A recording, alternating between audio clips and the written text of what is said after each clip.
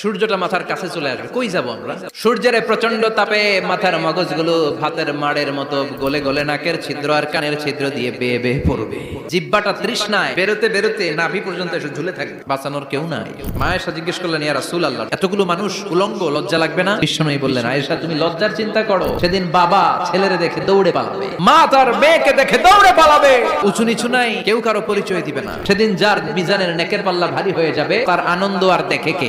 আর যার মিজানের পাল্লা হালকা হয়ে যাবে, পদের পাল্লা ভারী হয়ে যাবে, তার সেদিন বাঁচানোর কেউ নাই। আল্লাহর আদেশ পেয়ে ভয়ের চোটে পড়বে, পরে দেখে হায় হায় আকাম কুকাম যা করছি দেখি সব লেখা, একটাও বাকি নাই। কারণ আল্লাহ বলেছেন জাররা জাররা। জাররা জিনিসটা কি? টিনের চাল যাদের আছে দেখবেন টিনের চালে ছিদ্র থাকলে ওটা দিয়ে সূর্যের আলো ঢুকে, ওটার কাছে যাবে, দেখবেন এই সূর্যের আলোটার মধ্যে পাতলা ধুলিবালি দেখা যায়। এই ধুলাবালিটার নাম হচ্ছে আরবিতে জাররা।